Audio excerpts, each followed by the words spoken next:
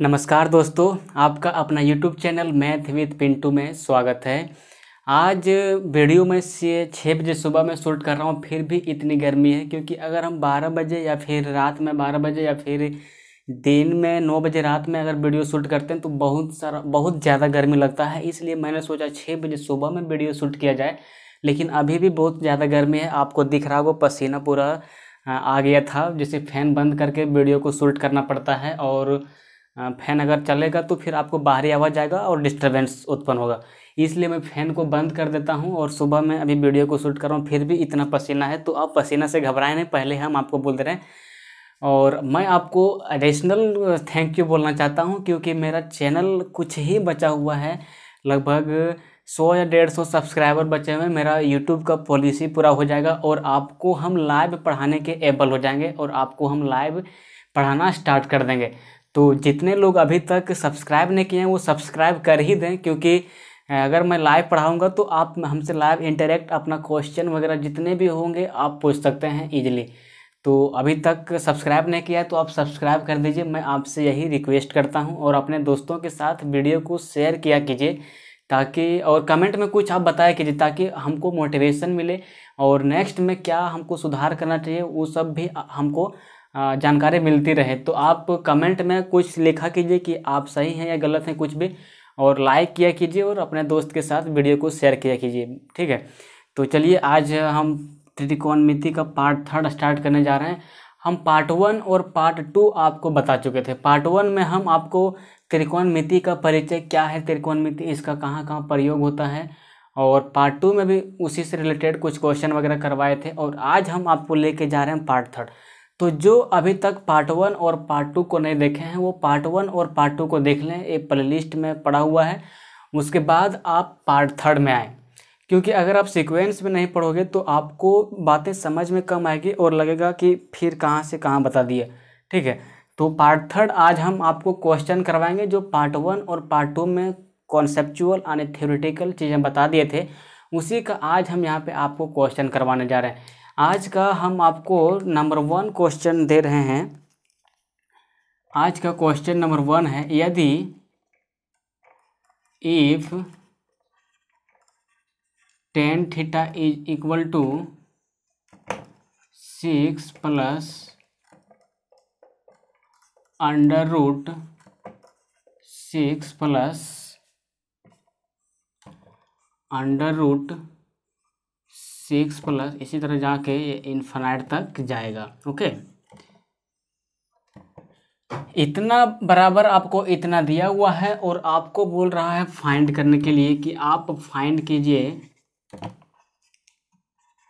Sign square theta.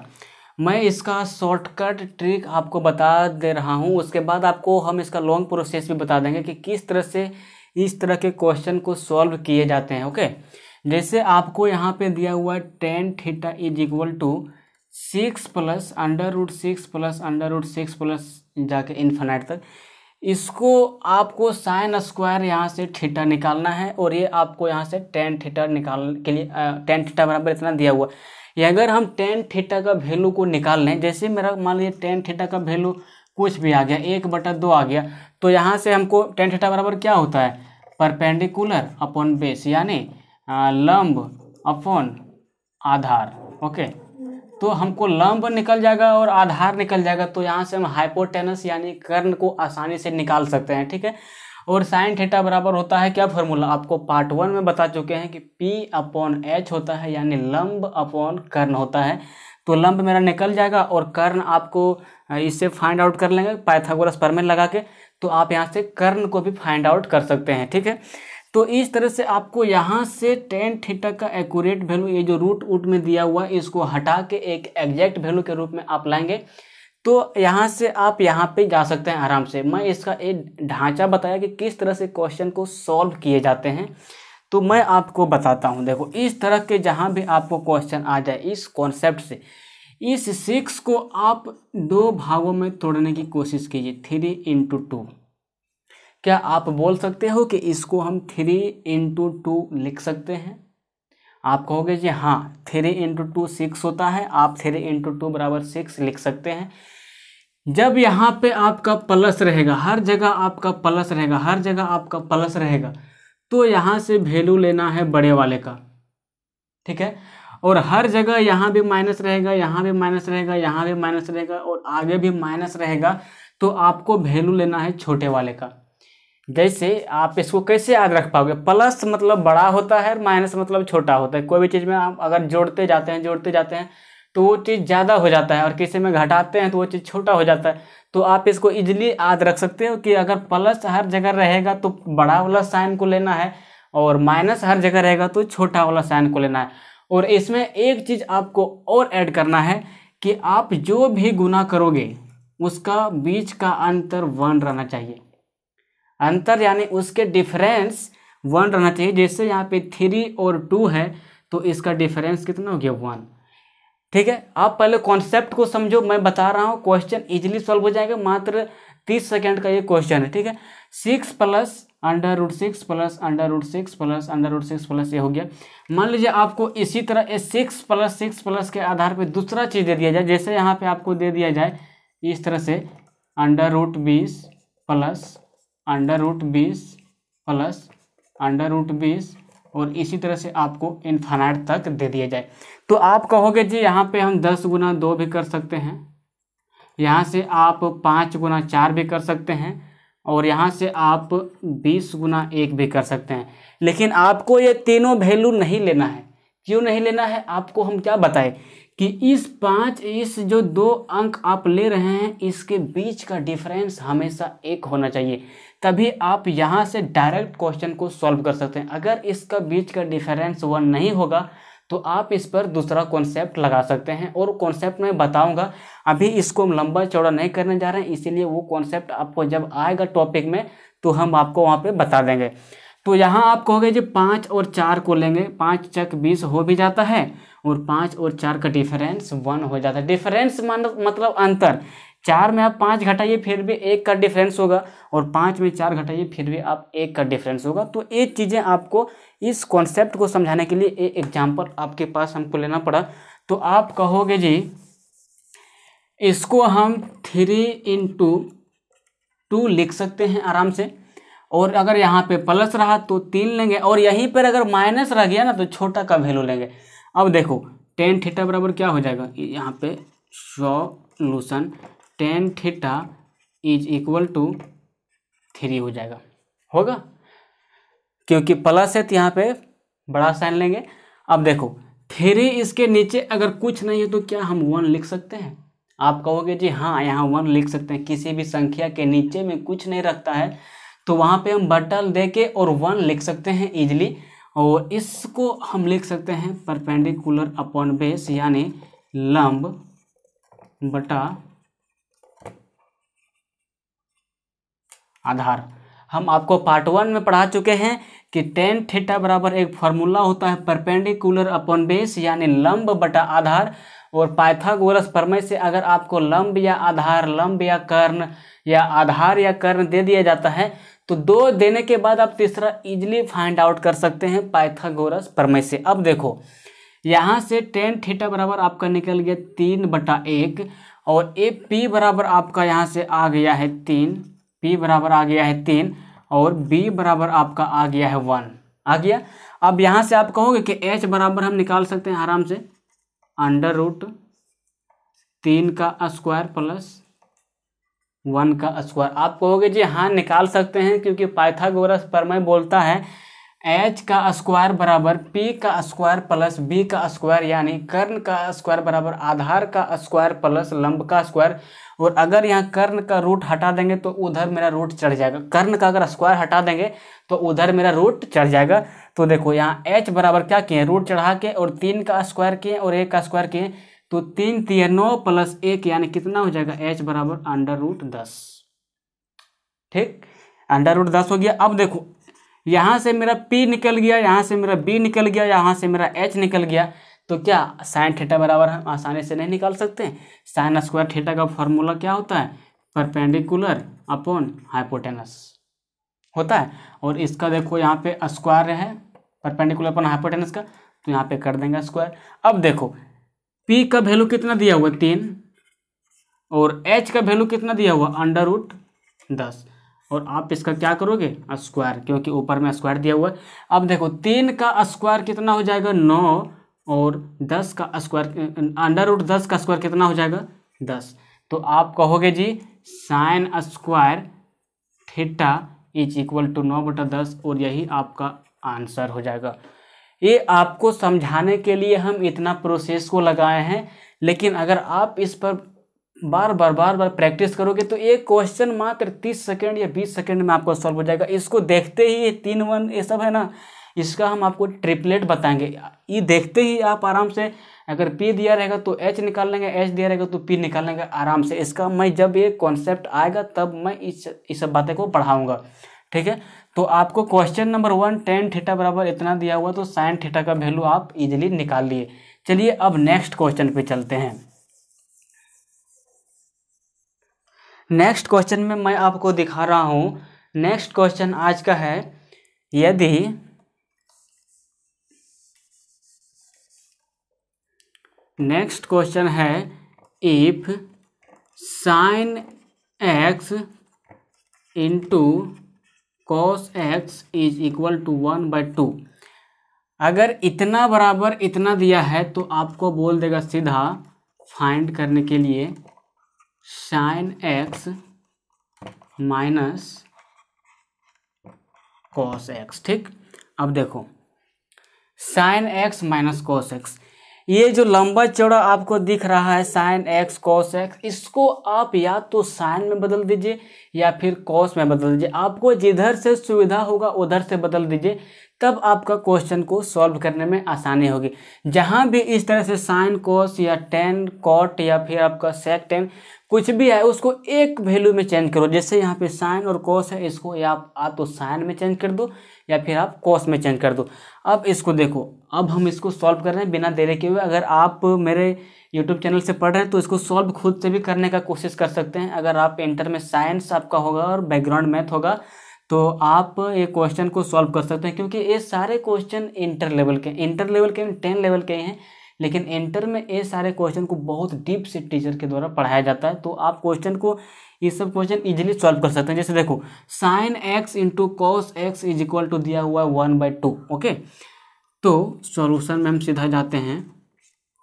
इस 2 को अगर हम इधर ले आए, क्या क्रॉस मल्टीप्लाई हो जाएगा ना, ये 2 को अगर इधर ले आए तो हो जाएगा आपका 2 sine x into cos x is equal to 1 होगा। इस 2 को हम आपका इधर ले आए तो क्या हो जाएगा 2 sine x into cos x is equal to 1। Okay, अब देखो 2 sine x into cos x is equal to एक फार्मूला होता है, उसको हम बोलते हैं sign 2x is equal to 1। ये फार्मूला कैसे आया, जैसे जैसे कॉन्सेप्ट आते जाएंगे आगे बढ़ते जाएंगे उसमें आपको हम बता देंगे। चीज़ें आगे पीछे होती रहेगी। यहाँ पे आपका ज्योमेट्री का भी कभी कभी रूल लग सकता है, कभी कभी मेंसुरेशन का भी रूल लग सकता है। ऐसे होता है क्योंकि एक साथ पूरे को पढ़ाना पॉसिबल नहीं होता है। आप धीरे धीरे जाओगे पॉइंट पे तो आपको वो चीज़ें समझ में आएगी। अब देखो 2 sine x into cos x बराबर साइन 2x का एक फार्मूला होता है, ठीक है। तो साइन 2x बराबर दिया हुआ है आपका 1। ओके, तो 1 बराबर ये जो दिया हुआ, अगर मेरा साइन इधर भी आ जाए और अगर मेरा साइन इधर भी आ जाए तो हम यहाँ से इजीली दोनों तरफ से साइन हटा देंगे और यहाँ से हम x का वैल्यू निकालेंगे और यहाँ पे x का वैल्यू पुट करेंगे तो मेरा आराम से sine x minus cos x का वैल्यू निकल जाएगा। अब देखो ये जो आपका साइन 2x बराबर साइन 90 डिग्री हम आराम से रख सकते हैं। क्यों? साइन 2x बराबर साइन 90 डिग्री, ये साइन 90 डिग्री का वैल्यू होता है 1। जस्ट आज के टॉपिक के बाद यानी आज की क्लास के बाद अगले क्लास में हम आपको बताएंगे 0 डिग्री का वैल्यू, 30 डिग्री का वैल्यू, 60 डिग्री का वैल्यू, 90 डिग्री का वैल्यू के अलावे जब 120 डिग्री का वैल्यू, 180 डिग्री का वैल्यू या 360 डिग्री का वैल्यू या आपको 1800 1900 कितनों का वैल्यू निकालने बोले आप आसानी से निकाल पाएंगे। इस कॉन्सेप्ट के बाद हम आपको वो कॉन्सेप्ट को बताएंगे और नेक्स्ट क्लास में बताएंगे कि किस तरह से वैल्यू निकाले जाते हैं 0 डिग्री का, 30 डिग्री का, 45 डिग्री का, 60 डिग्री का, ठीक है। तो इसको नेक्स्ट क्लास में बताएंगे। अभी फिलहाल आप जानिए कि sine 90 degree is equal to 1 होता है। ओके, अब देखो इधर भी साइन है और इधर भी साइन है, तो आप कहोगे जी दोनों तरफ साइन है तो दोनों तरफ साइन हट जाएगा और यहाँ पे आपका बचेगा 2x और यहाँ पे बचेगा 90 डिग्री। अब देखो इधर 2a जो आपका गुना में है ये उधर जाके क्या लग जाएगा, भागा में, भागा में लग जाएगा। अब देखो x बराबर निकल गया 45 डिग्री। अब x बराबर जैसे ही 45 निकला आप यहाँ पे x का वैल्यू पुट कर दोगे। अब आपको किसका वैल्यू निकालना है, sine x minus cos x का। तो x का वैल्यू निकल गया 45 डिग्री, तो आप sine 45 degree minus cos 45 degree लिख सकते हो। और साइन 45 डिग्री का वैल्यू होता है 0, 1/2, 1/√2 और इस cos 45 का वैल्यू होता है 1/√2। तो 1/√2 माइनस 1/√2 इज इक्वल टू कितना आ गया, 0। तो इस sine x minus cos x का आंसर हो जाएगा 0।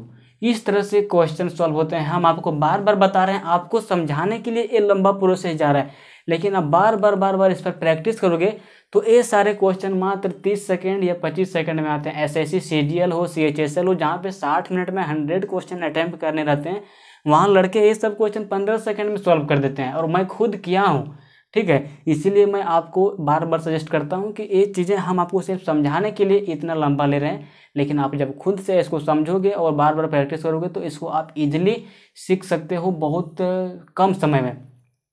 तो आज का एक क्वेश्चन नंबर 2 था और नेक्स्ट क्वेश्चन पे चलते हैं।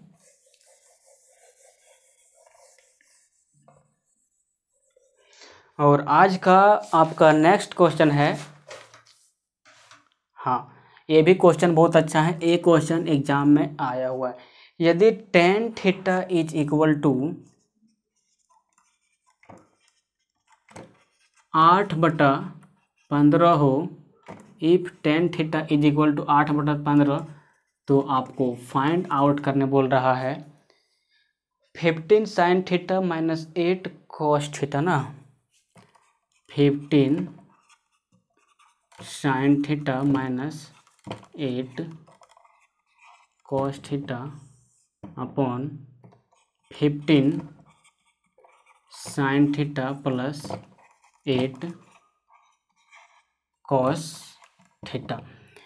tan theta is equal to 8/15 यानी 8/15 है, तो आप फाइंड कीजिए 15 sine theta minus 8 cos theta upon 15 sine theta plus 8 cos theta. तो आप देखते जाइए किस तरह से इस क्वेश्चन को सॉल्व करते हैं।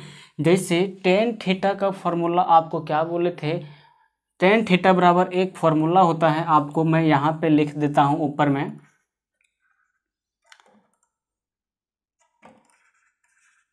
Sign theta upon cos theta. ये tan थीटा का फॉर्मूला होता है, sign theta upon cos theta. हम इसका अभी प्रयोग लेंगे, इसलिए पहले आपको लिखा दे रहे हैं। अब इस क्वेश्चन को हम सॉल्व करते हैं। देखो अगर हम ऊपर में भी कॉस थीटा से और नीचे में भी कॉस थीटा से डिवाइड कर दें तो क्या इस पर कोई प्रभाव पड़ेगा, आप पहले देखते जाएंगे। 15 sine theta minus 8 cos theta और इसको हम डिवाइड करेंगे कॉस थीटा से, और फिर से जितना मेरा बट्टा दिया हुआ है 15 sine theta plus 8 cos theta by cos theta. हम इस चीज़ को यहाँ पे इस तरह से लिख सकते हैं और आप कहोगे यहाँ से किसी तरह का प्रभाव पड़ने वाला नहीं है, क्योंकि अगर ये इसको गुना में चेंज करेंगे तो ये कॉस थीटा और ये कॉस थीटा कट जाएगा और फिर 15 sine theta minus 8 cos theta upon 15 sine theta plus 8 cos theta यहाँ पे बच जाएगा। तो इससे कोई इक्वेशन में चेंज करना नहीं है, लेकिन इससे हमको क्वेश्चन सॉल्व हो जाएगा आसानी से, इसलिए मैं इस कॉन्सेप्ट का प्रयोग कर रहा हूँ। अब देखो साइन थीटा अपन कॉस थीटा करेंगे तो मेरा यहाँ पे बचेगा 15 tan थीटा माइनस 8 अपॉन यहाँ से भी बचेगा 15 tan थीटा प्लस 8। हम आपको अभी क्या बताए थे, इस sign theta upon cos theta का वैल्यू होता है tan थीटा, ये आपको मैं यहाँ पे बता चुके थे। आप इसको सॉल्व कर सकते हो, इसको p/h और इसको b/h करोगे तो आपका p/b बचेगा, यानी परपेंडिकुलर अपॉन बेस बचेगा, और वो tan थीटा का फॉर्मूला होता है। ये सब फार्मूले का सुविधा अनुसार से हर जगह पे काम लिया जाता है। त्रिकोणमिति का ये रूल है, आपको जहाँ जो सुविधा बुझाए उसके अनुसार से आप उसको वहाँ पे एडजस्ट कीजिए। तो मेरे को यहाँ tan थीटा का सुविधा हुआ, इसलिए मैं यहाँ tan थीटा को पुट कर दिया। अब देखो tan थीटा का वैल्यू कितना दिया हुआ, 8/15 यानी 8/15। तो आपको मैं यहाँ से कर देता हूँ, tan थीटा बराबर कितना दिया हुआ, 8/15। तो यहाँ पे करो आप आराम से, 8/15 माइनस 8 डिवाइड बाय 8/15 अपॉन 15, और फिर यहाँ से आपका है 15, और फिर यहाँ से हो जाएगा आपका 8/15 प्लस 8। यहाँ तक बातें आपको समझ में आ रही होगी। अब देखो इस 15 से हम इस 15 को काट सकते हैं, और इस 15 से इस 15 को काट सकते हैं। अब देखो यहाँ पे आपका 8 - 8 बराबर बचेगा 0, और यहाँ पे आपका 8 और 8 बचेगा 16, और 0/16 आपको कितना हो जाएगा, 0। और यही आपका इस क्वेश्चन का आंसर हो जाएगा, होगा। अब देखो ये आपका थोड़ा सा लॉन्ग प्रोसेस हुआ, ठीक। अब मैं इसका नेक्स्ट प्रोसेस में बताता हूँ कि अगले विधि से यानी अगले नियम से इसको कैसे सॉल्व कर सकते हैं। आप चाहो तो इसको स्क्रीनशॉट ले सकते हो, या फिर आप कॉपी में नोट डाउन कर सकते हो। चलिए चलते हैं आगे। इसी क्वेश्चन का नेक्स्ट प्रोसेस इस तरह से होगा, इस tan थीटा को हम यहाँ पे क्या लिख देंगे, sin थीटा बटा cos थीटा बराबर 8/15। यहाँ से हम sin theta is equal to उठा लेंगे 8, और यहाँ से cos theta is equal to उठा लेंगे 15। अगर ऊपर में भी sin थीटा और cos थीटा और नीचे में भी sin थीटा और cos थीटा हो, या ऊपर में sin स्क्वायर थीटा या cos स्क्वायर थीटा बटा अगर नीचे में भी sin स्क्वायर थीटा और cos स्क्वायर थीटा हो, तो इस sin थीटा का वैल्यू 8 ले लेंगे ऊपर वाले, और नीचे वाले का जो वैल्यू रहेगा उसको ले लेंगे हम 15। इससे किसी तरह का प्रभाव नहीं पड़ता है। और अगर यहाँ पे sin स्क्वायर थीटा और यहाँ पे cos स्क्वायर थीटा, और यहाँ पे अगर sin थीटा और cos थीटा हो, तो आप सीधा sin थीटा बराबर 8 और cos थीटा बराबर 15 नहीं ले सकते हैं। ये चीज़ें हम आपको बताएंगे क्यों नहीं ले सकते हैं, ठीक। अब देखो 15 sin theta minus 8 cos theta है, तो यहाँ से हम sin थीटा बराबर कितना उठा लिए, 8। तो देखो यहाँ पे हो जाएगा 15 × 8 माइनस 8 × cos थीटा का वैल्यू कितना है, 15 बटा, अब देखो 15 × sin थीटा का वैल्यू कितना है, 8 प्लस 8 इंटू cos थीटा का वैल्यू कितना है, 15 है। अब देखो 15 × 8 कीजिए, 8 × 15 कीजिए, बात बराबर है। तो ये दोनों कट के कितना हो जाएगा, 0, और नीचे में कुछ भी आए आप इसका बोलोगे आंसर 0 होगा। तो आपको कितना प्रोसेस लगा, बस इतना ही काम करने में, कुछ भी नहीं लगा आपको इतना प्रोसेस करने में। अब बोलोगे कि आप इसको अगर sin स्क्वायर थीटा रहे और यहाँ पे cos स्क्वायर थीटा रहे, और नीचे में sin थीटा रहे और cos थीटा रहे, तो आप sin थीटा बराबर सीधा 8 और cos थीटा बराबर सीधा 15 क्यों नहीं पुट कर सकते हो। तो आपको मैं इसको बता दे रहा हूँ क्यों नहीं पुट कर सकते हो। तो यहाँ पे अगर sin स्क्वायर थीटा आएगा तो इसका जो ये लिखाएगा, ये लिखा जाएगा आपका p² / h², और ये जो cos थीटा आएगा इसके जगह पे आपका लिखा जाएगा b² / h², ठीक। और देखो, और यहाँ पे जो sin थीटा अगर आएगा उसका लिखा जाएगा p/h, और यहाँ पे जो cos थीटा आएगा उसके जगह पे लिखा जाएगा b/h। तो इसका एलसीएम लेंगे तो यहाँ पे h² होगा, और इसका एलसीएम लेंगे तो यहाँ पे h आएगा। ये दोनों कटेंगे नहीं, जैसे इसका एलसीएम ले लिया तो यहाँ पे बचा h², और यहाँ पे कुछ हो, यहाँ पे कुछ हो, यहाँ पे आपका हो गया h। तो ये दोनों कटेंगे नहीं, इसीलिए अगर आपका ऊपर में पावर ज़्यादा हो नीचे में कम हो, या फिर आपका पावर नीचे में ज़्यादा हो और ऊपर में कम हो, तो सीधा आप sin थीटा बराबर 8 और cos थीटा बराबर 15 नहीं पुट कर सकते हैं, और आपको प्रोसेस से गुजरना पड़ेगा। लेकिन अगर बेसिकली पावर ऊपर में भी और नीचे में भी सेम रहता है, इसलिए मैं यहाँ पे इस रूल को लागू कर दिया। तो आज का ये क्वेश्चन नंबर 3 था। मैं उम्मीद करता हूँ कि आपको क्वेश्चन नंबर 3 समझ में आ गया होगा, और आज का एक नेक्स्ट क्वेश्चन मैं आपसे लेना चाहता हूं और आपको बता रहा हूं। नेक्स्ट क्वेश्चन आपका है, if tan theta is equal to x upon y then find sin theta minus cos theta. Next question में आपका है, यदि tan theta is equal to x by y then find sin theta minus cos theta. अब देखो फिर से यहाँ पे वही प्रोसेस जो आपको पीछे में हम बता चुके थे। tan थीटा बराबर क्या होता है, p अपॉन बी, और p अपॉन बी बराबर कितना दिया हुआ x और y। यहाँ से हम p बराबर x लेंगे और b बराबर यहाँ से y लेंगे, और यहाँ से h बराबर हम इजीली निकाल देंगे x square plus y square. ये बातें हम आपको बार बार रिपीट कर रहे हैं। P का मतलब परपेंडिकुलर यानी लंब, B का मतलब बेस यानी आधार, और H का मतलब हाइपोटेनस यानी कर्ण। और पाइथागोरस प्रमेय से यानी पाइथागोरस थ्योरम से ये चीज़ें हम निकाल देंगे। H बराबर होता है under root x square plus y square. अब देखो P भी मेरा निकल गया, B भी मेरा निकल गया और H भी निकल गया। अब हम आते हैं इस क्वेश्चन के फंडे पे। कुछ भी क्वेश्चन सॉल्व करना हो इस तरह से आपको P, B और H ये तीन चीज़ें फाइंड करना पड़ेगा, तभी आप क्वेश्चन को सॉल्व कर सकते हो। यहाँ पे देखो साइन थीटा है, इसका फॉर्मूला होता है P अपॉन H, और माइनस कॉस थीटा है, इसका फॉर्मूला होता है B अपॉन H। अब देखो H का एलसीएम यहाँ पे H होगा और यहाँ पे बचेगा P माइनस B।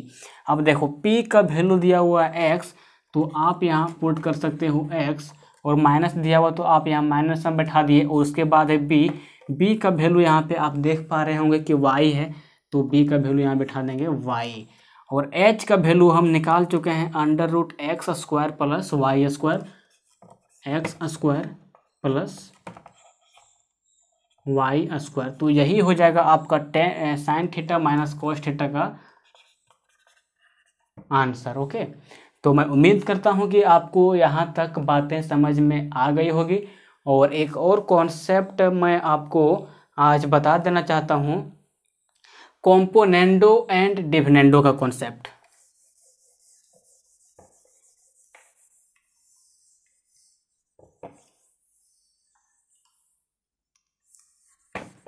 एक कॉन्सेप्ट मैं आपको आज बताना चाहता हूं, कॉम्पोनेंडो एंड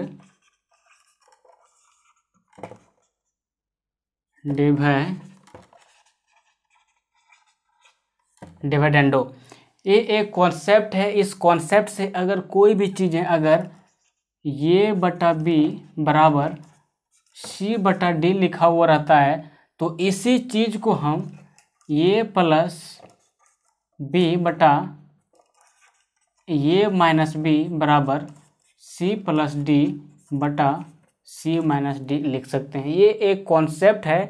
अगर कोई भी चीज़ें ए बटा बी बराबर सी बटा डी लिखा हो, तो उसको हम ए प्लस बी अपॉन ए माइनस बी लिख सकते हैं, और सी प्लस डी बटा सी माइनस डी लिख सकते हैं। और यही चीज़ अगर पहले से ये चीज़ लिखा रहे, तो इसी का हम जस्ट उल्टा कर सकते हैं। मतलब अगर ये चीज़ लिखा रहे तो हम ये लिख सकते हैं, और अगर ये चीज़ लिखा रहे तो हम ये चीज़ लिख सकते हैं। ऊपर भी ये बी, नीचे भी ये बी, ऊपर भी सी डी और नीचे भी सी डी, सिर्फ अंतर है ऊपर में प्लस है और नीचे में माइनस है। ये कॉन्सेप्ट आप याद रखेंगे, इसको कॉम्पोनेंडो एंड डिविडेंडो बोला जाता है। अब इसी कॉन्सेप्ट के ऊपर मैं एक क्वेश्चन आप लोगों को करवाने जा रहा हूँ। क्वेश्चन में आपका यहाँ पे लिखा हुआ है, cos theta minus sine theta upon cos theta plus sine theta. Cos theta minus sine theta upon cos theta plus sine theta is equal to √3 - 1 upon √3 + 1। ठीक, अब देखो cos theta minus sine theta बटा cos theta plus sine theta बराबर √3 - 1 बटा √3 + 1 दिया हुआ है। तो आपको यहाँ से निकालने के लिए बोलेगा फाइंड थीटा। यानी एंगल यानी कौन बोल रहा है निकालने के लिए कितना डिग्री का कौन निकलेगा इस थीटा का वैल्यू। अब देखो यहाँ से इसके पहले मैं कॉन्सेप्ट आपको बता दिया था, ये माइनस बी अपॉन ये प्लस बी बराबर C minus D upon C plus D रहेगा। तो उसको आप ये बटा बी बराबर सी बटा डी आप लिख सकते हैं। तो हम इसको क्या, ऊपर में माइनस है, यहाँ भी ऊपर में माइनस है, यहाँ नीचे में प्लस है, यहाँ भी प्लस है। ऊपर में cos थीटा साइन थीटा, नीचे में cos थीटा साइन थीटा, ऊपर में √3 1 और नीचे में भी √3 और 1 लिखा हुआ। तो आप क्या कहोगे सर, इसको आप easily cos theta upon sine theta बराबर √3/1 इसको रख देते हैं ऊपर में और इसको रख देते हैं नीचे में, इसको रख देते हैं ऊपर में, इसको रख देते हैं नीचे में। ठीक, अब देखो cos theta upon sine theta का फॉर्मूला होता है cot थीटा, और cot थीटा बराबर आपका निकल के आ गया √3। ठीक, अब इसका √3 निकल के आ गया। आपको यहाँ से बोल रहा है थीटा निकालने के लिए। अगर cot थीटा इधर भी हो जाए और cot थीटा इधर भी हो जाए तो दोनों तरफ से cot हट जाएगा और बचेगा सिर्फ थीटा। तो आप थीटा का वैल्यू इजीली फाइंड आउट कर सकते हो। अब देखो cot थीटा बराबर का हम cot थीटा यहाँ पे सही सलामत इस साइड में उतार दिए, और ये जो √3 है आप कहोगे जी cot 45 डिग्री का वैल्यू होता है √3। 0 1/√3 1 और √3 ये आपका 30 डिग्री का वैल्यू होता है। cot 30 का वैल्यू होता है √3, जैसे tan 30 का वैल्यू होता है 0 1/√3 1/√3 आपका होता है tan 30 का वैल्यू। उसी तरह से cot 30 का वैल्यू जस्ट 1/√3 का उल्टा हो जाता है √3। तो cot 30 बराबर हो जाएगा आपका cot 30 डिग्री यहाँ पे होगा, और इधर भी cot थीटा है और इधर भी cot थीटा है।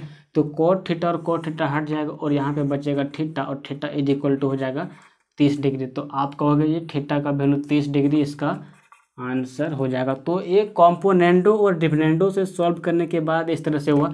यही आप इसको लंबा प्रोसेस करोगे, ऊपर नीचे रैशनलाइज करोगे, इसको भी ऊपर नीचे रैशनलाइज करोगे तो बहुत लंबा जाएगा। इस तरह से क्वेश्चन आपको 40 से 50 सेकंड में सॉल्व हो जाते हैं।